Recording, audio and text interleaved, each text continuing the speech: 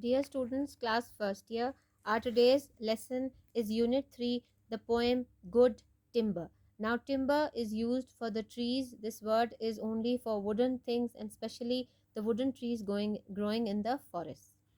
Let's start this poem by introducing the central idea of the poem to you. The central idea of this poem, Good Timber, is that in order to become good and beneficial, one has to face hardships and difficulties in life. To become better than what we are, we must face hardships, and in order to become successful, we must face these hardships and come out like a cut diamond because all these hardships make us a better person. Let's start with the poem. Now, the writer of the poem or the poet of the poem is Douglas Melch. He was he was born in 1871 and died in 1938. The poet has beautifully used the title of Good Timber to convey his message. Good men and good timber have been compared with each other aptly. It is a metaphorical poem. The message of this poem is that people, like trees, grow and reach their true potential by overcoming adversity. This poem addresses the law of nature. No one can go against it. The poet has used metaphorical language to depict the similarities between man and other creations of nature. Now I'll start reading the poem. The first stanza: the tree that never had to fight the sun and sky and air and light, but stood out in the open plain and always got its share of rain, never became a forest king, but lived and died a scrubby thing. The man who never had to toil to gain and farm his patch of soil, who never had to win his share of sun and sky and light and air, never became a manly man, but lived and died as he began.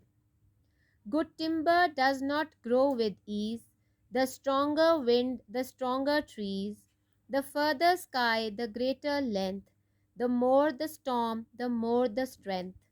By sun and cold, by rain and snow, in trees and men good timbers grow. Where thickest lies the forest growth, we find the patriarchs of both, and they hold counsel with the stars, whose broken branches show the scars of many winds and much of strife. This is the common law of life. Now you can see the rhyming scheme of the poem. It is A. Now both the first and the second stanza are rhyming, A. Then third and the fourth are rhyming, B. Fifth and sixth are rhyming. There are 4 stanzas in this poem. Each stanza is composed of 6 lines, and these 6 lines are in the rhyming scheme A, C. You can notice in all the 4 stanzas that first two, growth and both, stars and scars, strife and life, A, C. Now I'll start with the explanation of the poem.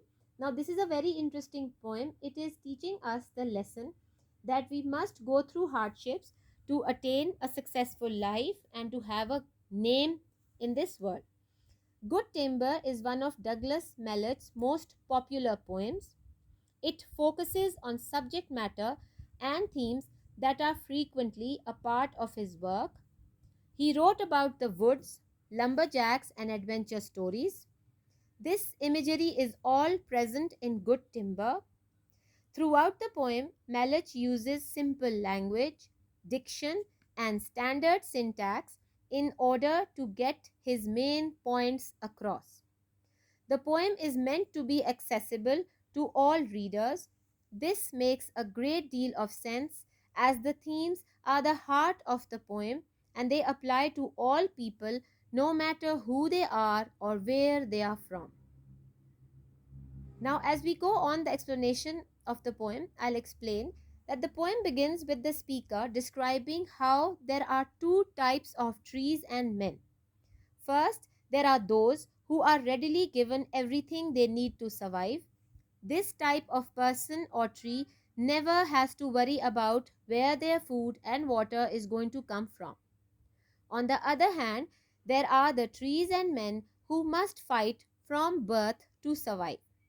Their broken branches and scars are evidence of their ability to survive on and become the forest kings. In Good Timber, Malach explores themes of struggle, fulfillment, and nature. Those who live through broken branches and storms will become good timber.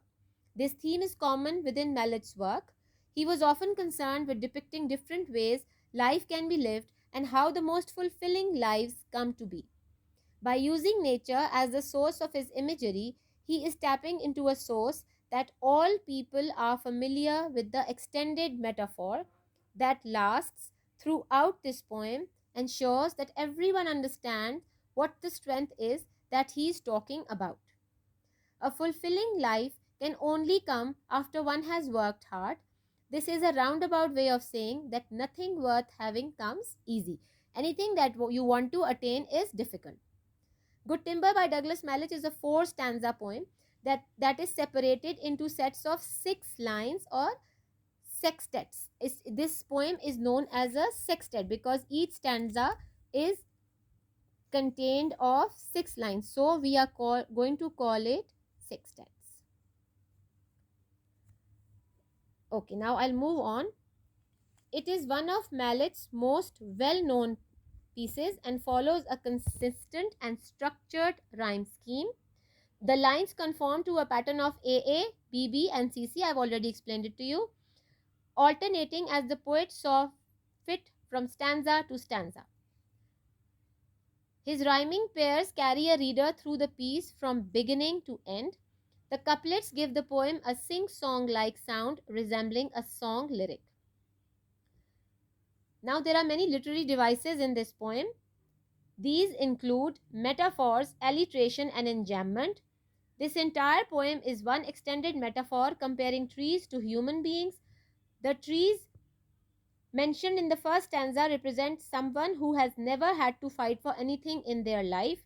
This man had more than enough sun and sky and air and light. Although this initially seems like a good thing, the speaker turns the text in a different direction. These flourishing trees or caudal people do not live good or even full lives. They are often struck down and come to death as scrubbly things. This type of person is contrasted with one who does not grow with ease.